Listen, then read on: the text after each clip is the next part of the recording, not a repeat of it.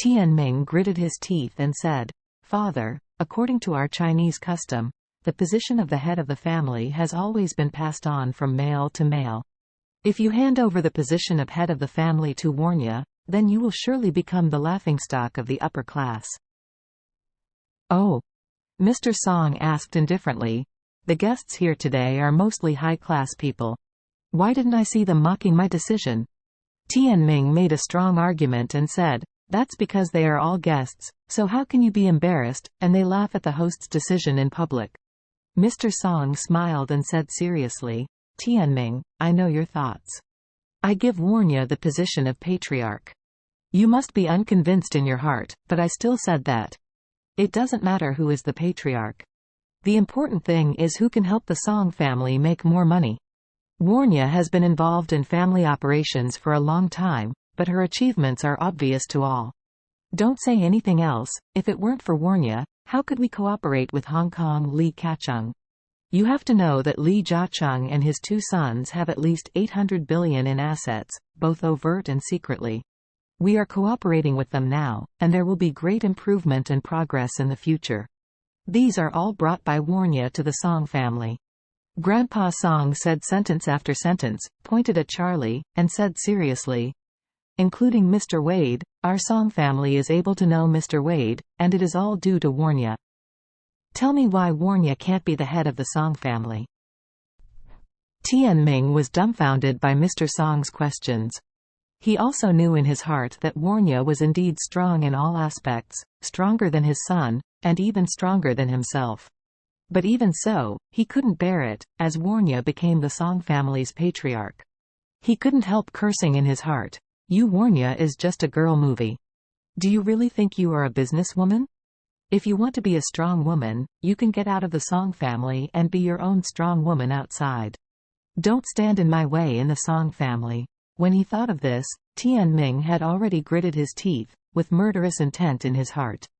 The old master Song seemed to have noticed the dissatisfaction in his elder son's heart, so he looked at Charlie and said respectfully, "Mr. Wade, the old master has an unsympathetic request. I hope you can agree to it." Charlie smiled indifferently, and said, "Mr. Song, please tell me." Mr. Song said, "I hope you can become the second heir to the patriarch of the Song family. If there are any accidents to Warnya in the future? If Warnya does not leave any children, you will be at the helm of the Song family. If you agree, I can now make a promise that in the future 30% of the Song family's net profit will be owned by you, and it will be effective forever." The reason for saying this is because Mr. Song is indeed worried that his eldest son's family will be disadvantageous to Warnya. But he was unwilling to give up his plan because of this. Mr. Song knew very well in his heart that the first thing the Song family wanted to achieve in the future was to let Warnya become the head of the family. If Charlie could become Warnya's husband and join the Song family, it would be perfect. It doesn't matter even if Charlie doesn't want to be married, as long as he and Warnya have a child, that child will have the blood of the Song family. Whether the surname is Song, it doesn't matter to him. What's more, if Charlie becomes his grandson-in-law, he himself can benefit infinitely in the future. Until now, he has not put money interests first, but put his health and lifespan first. So passing on the position of patriarch to Warnya was just one of his plans. He wanted Charlie to be Warnya's husband. Charlie didn't know that Elder Song still had the idea of making him a grandson-in-law in his heart.